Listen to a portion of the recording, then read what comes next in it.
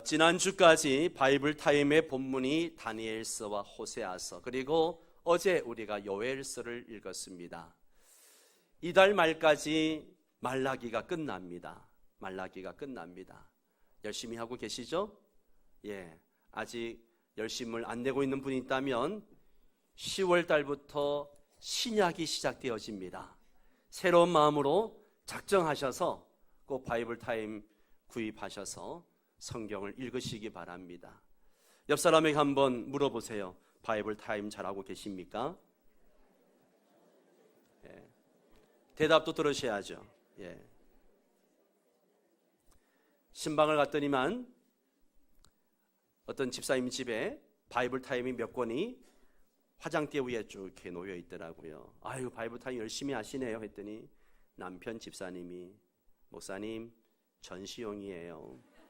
솔직하게 대답을 했습니다. 여러분 사서 쌓아 두지 마시고 꼭 읽으시기 바랍니다.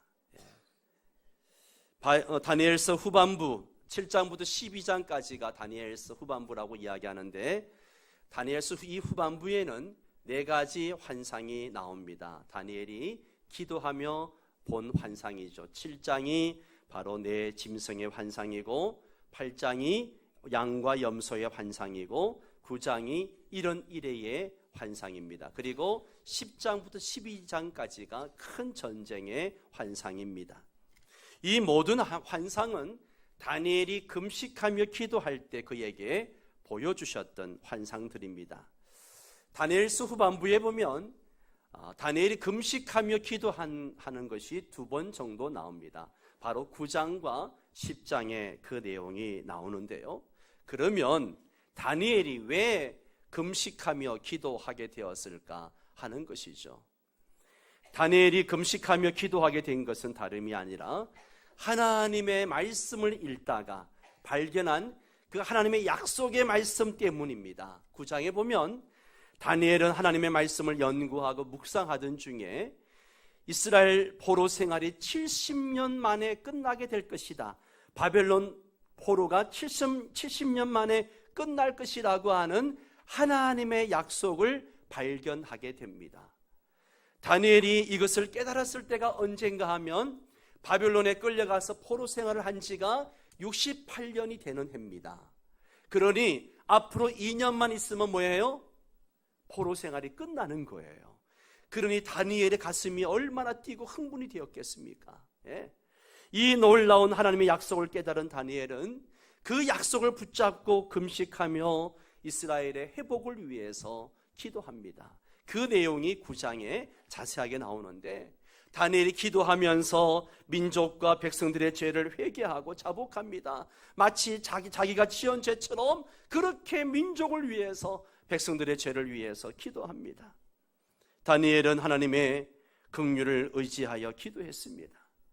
하나님의 영광을 위해서 이 기도에 응답해 주실 것을, 바벨론 70년 포로 생활이 끝나고 이 민족을 다시 회복시켜 달라고 기도하는 것이죠.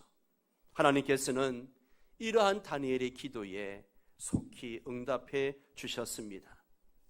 우리가 기도할 때 이렇게 기도해야 됩니다. 뜬구름 잡는 그런 기도가 아니라 성경을 읽다가 하나님의 약속이 발견되어지면 그 약속의 말씀을 붙들고 기도해야 됩니다. 하나님의 말씀을 더욱 사랑하며 더 연구하고 묵상하는 가운데 약속의 말씀을 굳게 붙들고 힘써 기도하시기를 바랍니다. 우리가 할 수 있는 가장 위대한 일은 기도입니다. 기도. 아무리 힘들고 바쁘고 피곤해도 더욱 힘써 기도하는 성도 여러분 되시기 바랍니다. 저는 요즘 우리 성도들이 너무 기도하지 않는 모습을 보면서 안타까울 때가 참 많아요. 가정적으로, 교회적으로, 국가적으로 정말 얼마나 기도할 게 많습니까? 기도할 게 없어서 여러분 기도하지 않습니까? 피곤합니까? 바쁩니까? 여러분 어떤 일보다도 기도가 우선입니다. 새벽 기도 자리가 너무 빕니다.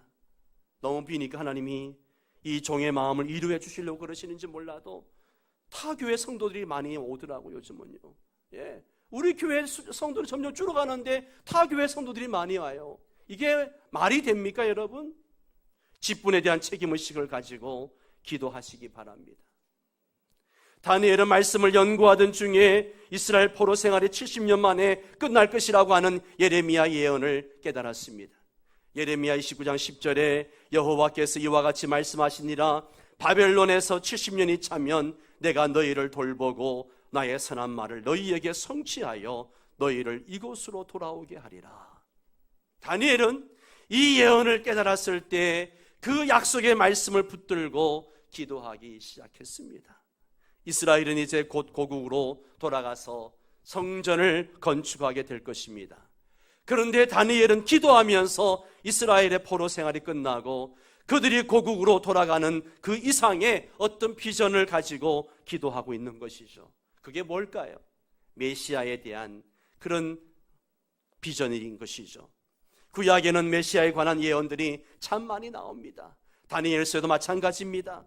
다니엘은 예레미야가 예언한 70년의 포로 생활이 끝난 뒤에는 영광스러운 메시아 시대가 도래하지 않겠는가 하는 비전과 기대를 가지고 기도하는 것이죠.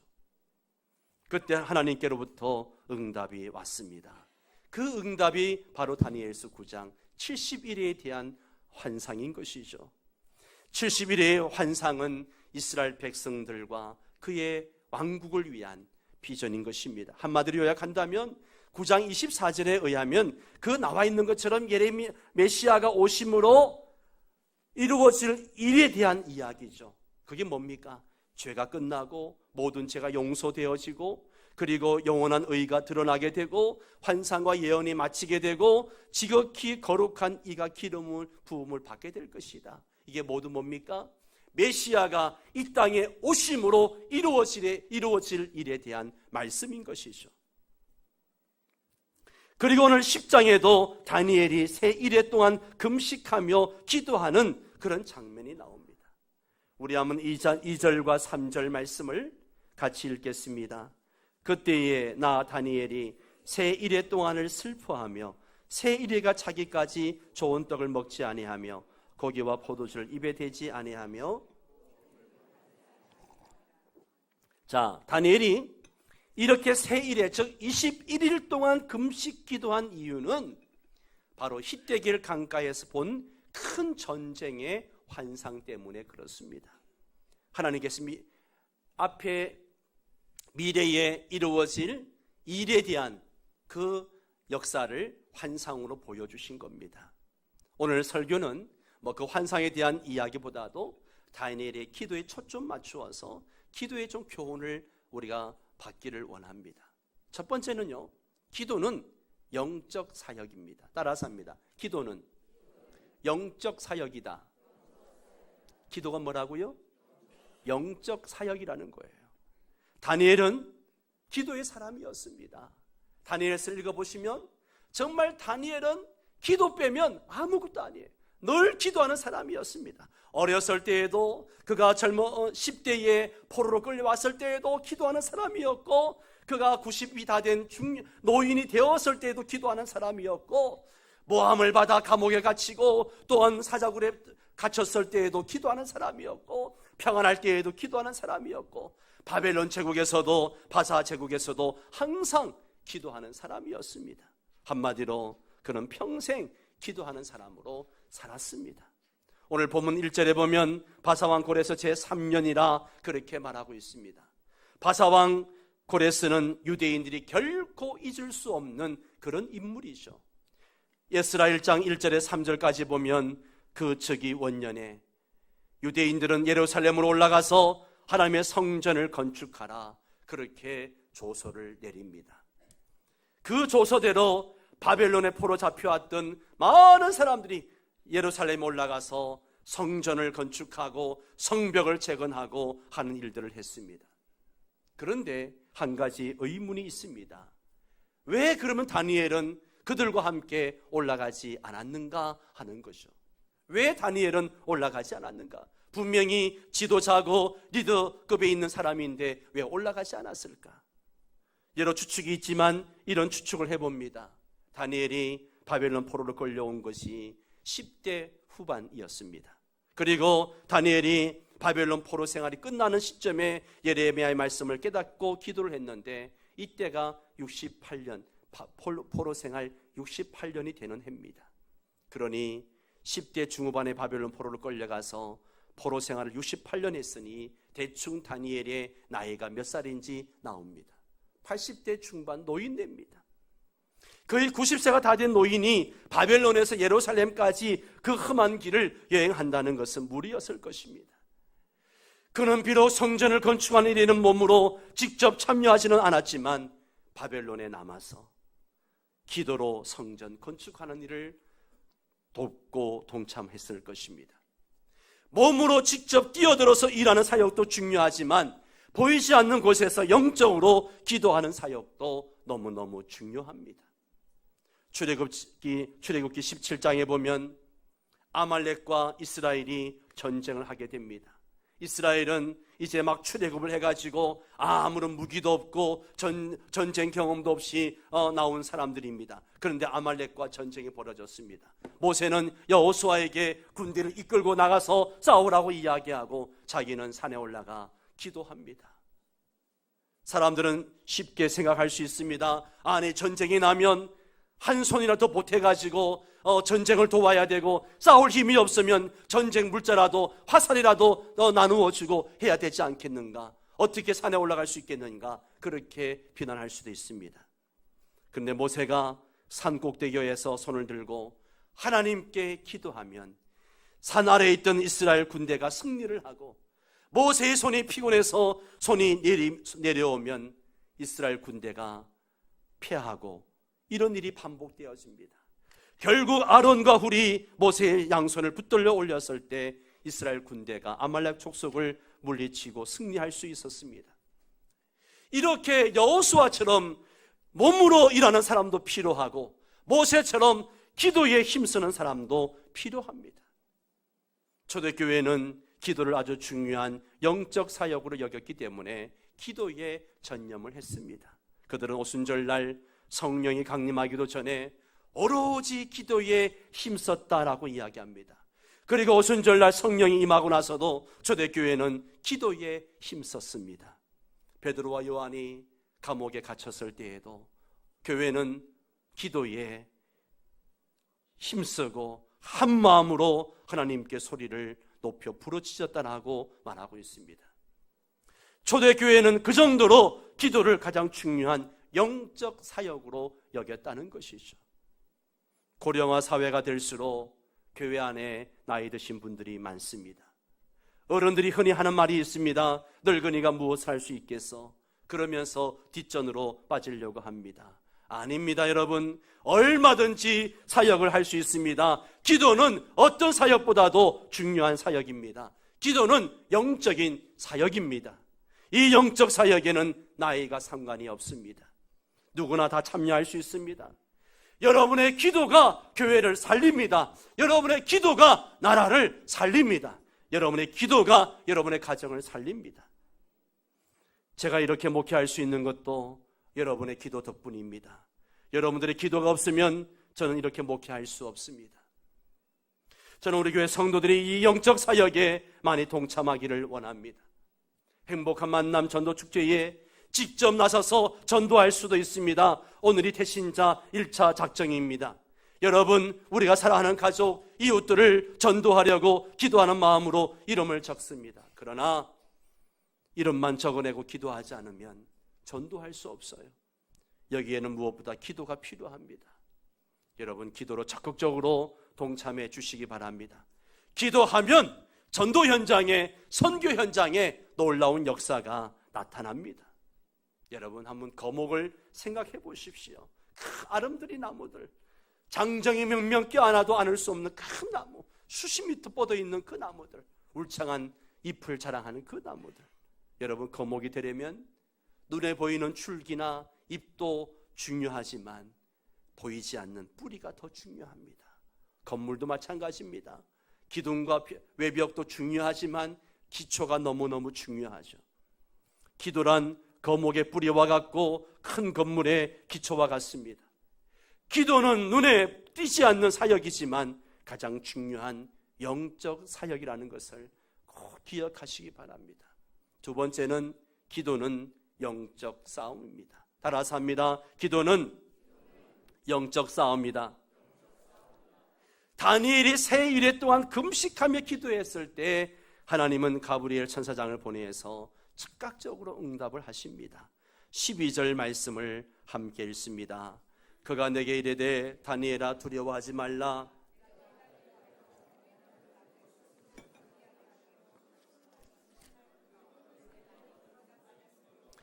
내가 내게 내 말로 말미암아 왔느니라. 자, 여기 보면 다니엘이 스스로 겸비하게 하기로 결심한 날부터, 기도하기로 결심한 날부터, 기도 아직 시작 안 했어요. 그냥 하나님 은혜가 필요합니다. 겸손하게 하나님께 기도하기로 결심한 그날 기도 응답이 이루어졌다는 것에 주목해야 됩니다. 다니엘서 9장 23절도 볼까요? 같이 읽습니다. 곧 네가 기도를 언제 시작할 즈음에 네가 기도를 시작할 즈음에 명령이 내렸으므로 이제 네게 알리러 왔느니라. 다니엘이 기도 시작할 즈음에 하나님의 명령이 떨어집니다. 다니엘이 기도하기로 결심할 때에 그날에 하나님이 응답해 주십니다. 하나님은 우리의 기도에 반드시 응답해 주는 줄 믿습니다. 근데 문제는 하나님은 이미 응답하셨는데 그 응답이 다니엘에게 임할 때까지 다소 시간이 걸렸다는 것이죠. 13절 14절에 보면 가브리엘 천사장이 하나님의 응답을 갖고 오는데 바사 왕국의 군주가 21일 동안 방해하고 해방했음을 알 수 있습니다. 여기에 바사 왕의 군주가 누구냐? 영적으로 바사 제국을 지배하고 있는 악한 영, 사탄을 의미하는 것입니다. 여러분, 마귀가 제일 싫어하는 게 뭔지 아십니까? 기도입니다. 기도. 마귀는 지금도 우리의 기도를 회방하고 방해합니다. 기도는 마귀 사탄과 영적 싸움을 하는 최전선에 해당되어지는 겁니다. 기도는 당면한 문제와 직면하는 것이 아니라 마귀와 직면하게 된다는 사실을 깨달아야 합니다. 가브리엘 천사장은 미가엘 천사장의 도움으로 사탄의 방해와 회방을 이기고 다니엘에게 하나님의 응답을 전해줄 수가 있었습니다. 세 일의 동안, 그 기간 동안 21일 동안 다니엘은 영적으로 그러한 일이 일어난 줄도 모르고 뭐해요? 계속 금식하고 기도하는 것이 응답이 와야 되니까. 얼마나 힘들었겠습니까? 노년에 금식하며 기도한다는 거 결코 쉬운 일이 아닙니다. 그는 이렇게 고백합니다. 17절에 보니까 내 몸에 힘이 없어졌고 호흡이 남지 아니하였사오니, 몸에 힘이 다 빠지고 호흡도 남지 않았다. 혼신의 힘을 다해 기도했습니다. 마지막 호흡을 다하는 심정으로 간절히 기도했다는 거죠. 기도를 하다가 도중에 포기하면 안 됩니다. 여러분들 가운데 기도하다가 시험이 온다고, 힘든 일이 온다고 포기하는 사람들이 있습니다. 여러분, 포기하면 안 됩니다. 마귀는 우리가 도중에 기도를 포기하도록 계속해서 시험하고 집요하게 공격합니다. 여기에 그냥 나가 떨어져서 기도하다가 포기하고 중단한 사람들이 여기에 얼마나 많은지 몰라요. 지금은 깨어서 기도할 때입니다. 여러분, 기도할 때예요. 기도를 포기하지 마시기 바랍니다. 기도는 영적 싸움이에요. 그렇기 때문에 믿음으로 기도해야 됩니다. 역설적인 이야기지만 마귀의 이런 해방과 방해가 있기 때문에 기도가 오히려 묘미가 있는 겁니다. 사무엘상 7장에 보면 사무엘 선지자는 이스라엘 백성에게 외쳤습니다. 온 이스라엘은 미스바로 모이라. 내가 너희를 위하여 여호와께 기도하리라. 여러분, 이렇게 기도를 작정하고 기도하려고 하면 반드시 마귀의 공격이 있어요. 보세요, 미스바로 이스라엘 백성들이 다 모였습니다. 무장 해제하고 그냥 기도하기 위해서 모였어요. 그러니까 마귀가 어떡합니까? 블레셋을 막 충동질해가지고 이스라엘을 쳐들어오게 합니다. 영적 싸움이에요. 마태복음 4장에 보면 예수님은 공생애를 시작하시면서 40일을 금식하셨는데 그때 마귀가 예수님을 시험합니다. 영적 싸움입니다. 예수님은 십자가를 지시기 전날 베드로를 위해 간절히 기도하셨습니다. 누가복음 22장 31절 32절에 보면 같이 읽습니다. 시몬아 시몬아 보라, 사탄이 너희를 밀가부르듯 하려고 요구하였으나 그러나 내가 너희를 위하여 네 믿음이 떨어지지 않기를 기도하였노니 너는 돌이킨 후에 네 형제를 굳게 하라. 마귀가 그냥 베드로를 그냥 믿음을 흔들려고 그냥 밀가부르듯이 그렇게 막 했다는 것이죠. 훗날 베드로가 이 기도가 영적 싸움인 것을 깨닫고 난 다음에 그가 노년의 편지에서 이렇게 권면을 합니다. 베드로전서 5장 8절 같이 읽습니다. 근신하라 깨어라, 너희 대적마귀가 우는 사자같이 두루다니며 삼킬 자를 찾나니. 아멘. 한 번 더 읽습니다.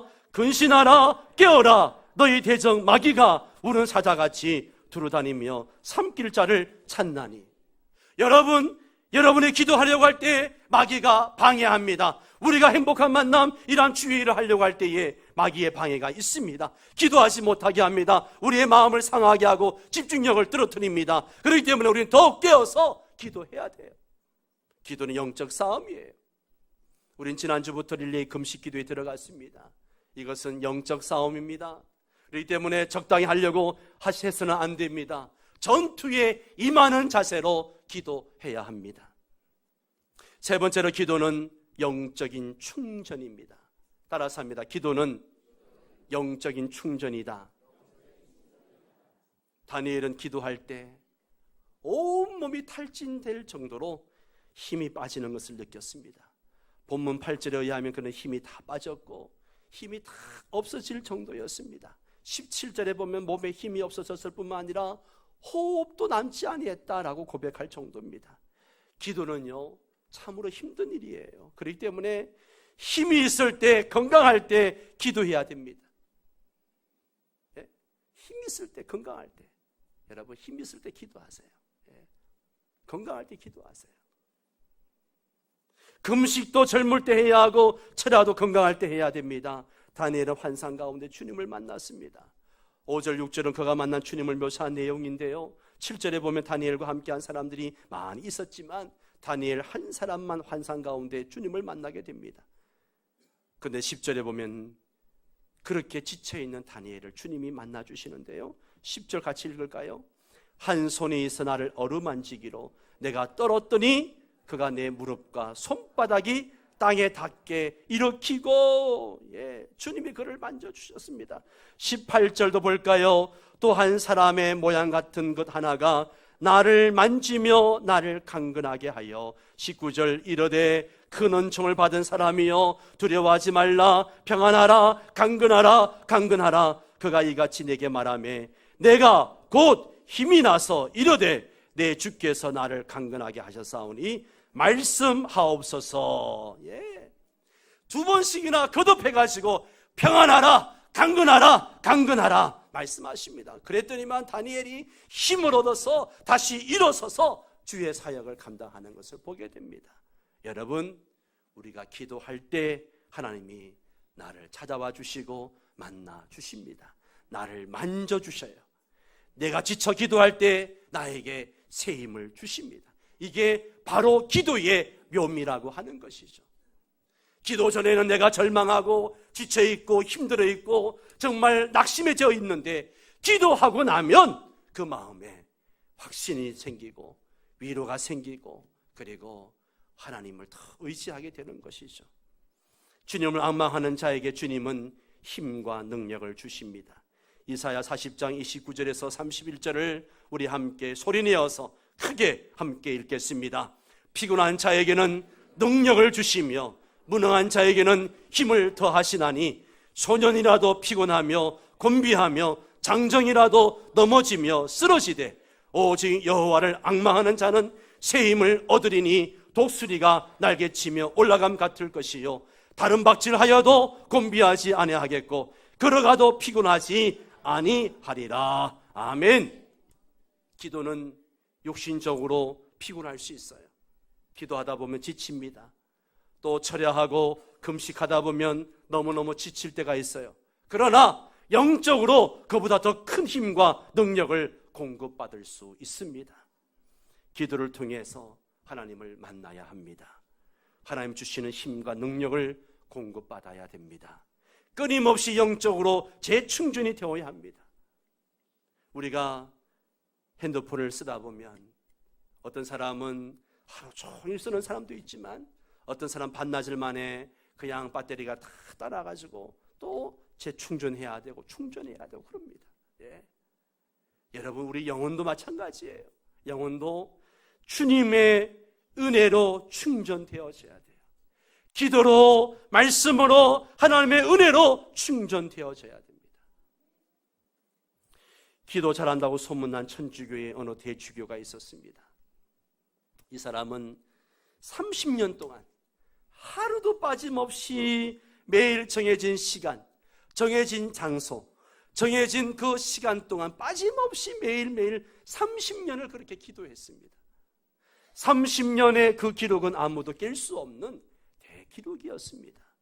기도만 그렇게 한 것이 아니라 이 사람의 기도가요, 얼마나 은혜롭고, 기도는 너무너무 매끄럽고 화려한 언어를 구사하고 듣는 사람의 막 애간장을 녹일 정도로 간절한 기도를 늘 드립니다. 그러니 이 대주교가 기도하는 시간만 되면 그 주교의 기도를 들으려고 많은 성도들이 늘 모여들고 그랬었습니다. 근데 어느 날 대주교가 그만 심장마비로 죽고 말았어요. 그것도 기도하다가, 기도하는 그 자리에서 죽고 말았습니다. 그날도 습관대로 거룩한 복장을 하고 마음을 모아서 늘 기도하는데, 전능하신 하나님 아버지 하면서 막 기도를 시작하는데 갑자기 하늘에서 오냐, 무슨 일이냐, 하나님의 음성이 들렸습니다. 생전 처음 들어보는 그 음성을 듣고 깜빡 놀래가지고 심장마비로 죽었다는 겁니다. 이 이야기는요, 지어낸 이야기가 아니고요, 웰츠가 쓴 단편소설 대주교 죽음에 나오는 이야기입니다. 기도를 통해서 하나님을 만나야 하는데 그 대주교는 기도만 열심히 했지 하나님을 만날 준비가 전혀 되어 있지 않았다는 것이죠. 나무가 시냇가에 그 뿌리를 내릴 때 충분한 영양분과 수분을 공급받을 수 있는 것처럼 우리가 기도를 통해서 주님을 만나고 주님께 뿌리를 내릴 때에 주님으로부터 영적인 힘과 능력을 충분히 공급받을 수 있습니다.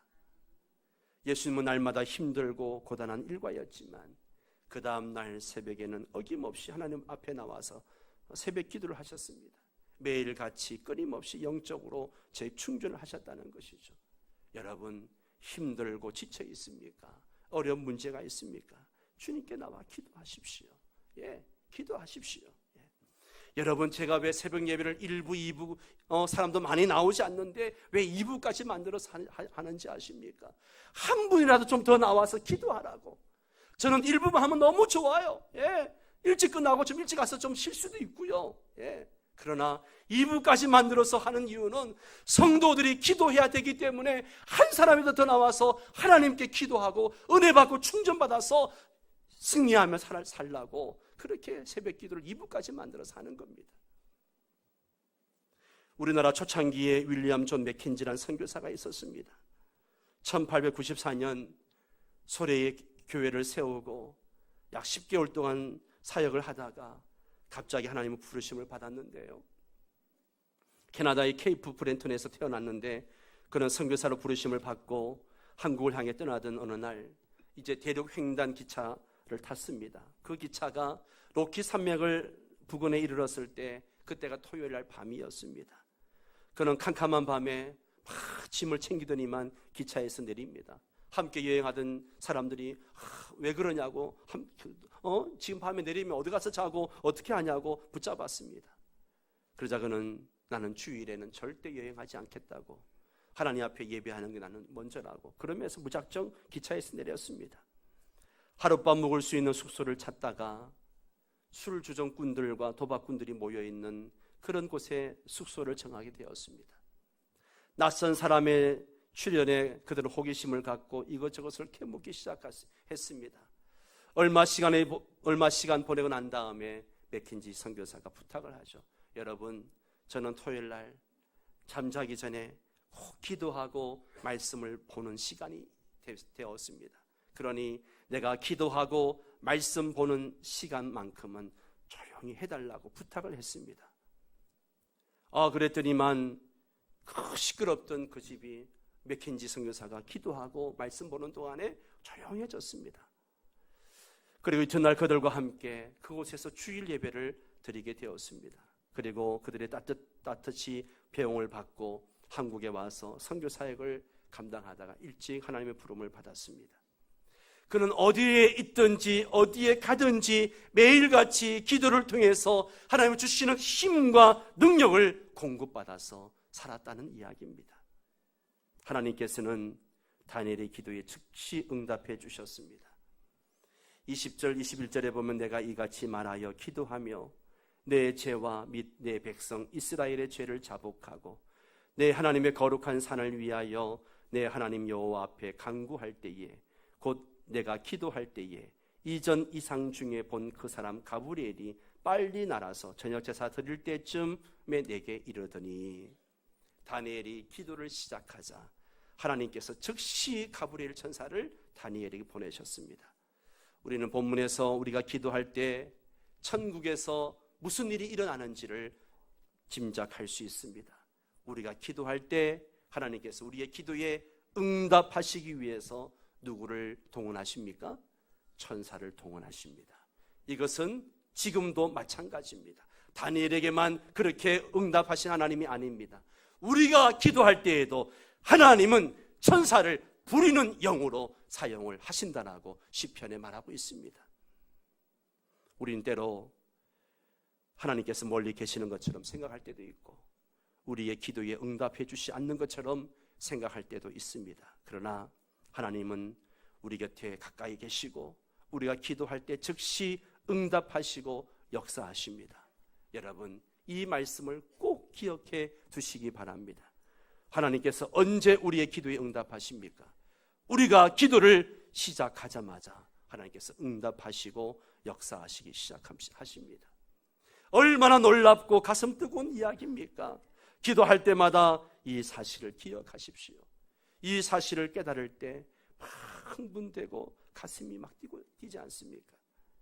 내가 기도할 때 하나님이 내 옆에 지금 기도를 듣고 계시지, 천사를 보내서 나에게 응답해 주실 거야, 이런 기대를 가지고 기도해 보십시오. 그런 뜨거운 기도에 하나님의 은혜가 있는 줄 압니다. 말씀을 정리합니다. 다니엘은 기도의 사람이었습니다. 그는 평생 기도하는 삶으로 살았습니다. 그의 기도를 통해 우리는 기도에 대한 세 가지 교훈을 배울 수 있습니다. 첫째는 기도는 영적인 사역입니다. 보이지 않는 사역이지만 가장 중요한 사역입니다. 둘째, 기도는 영적인 싸움입니다. 마귀와의 영적 싸움입니다. 셋째, 기도는 영적인 충전입니다. 매일 주님을 만나고 영적으로 충전해야 합니다. 재충전해야 됩니다. 다니엘처럼 평생 기도의 사람으로 살 수 있게 되기를 주의 이름으로 축원합니다. 우리 다 함께 자리에 일어나셔서 찬송가 370장 주 안에 있는 나에게 땅 근심 있으랴 십자가 밑에 나아가 내 짐을 풀었네, 함께 찬양 드리겠습니다.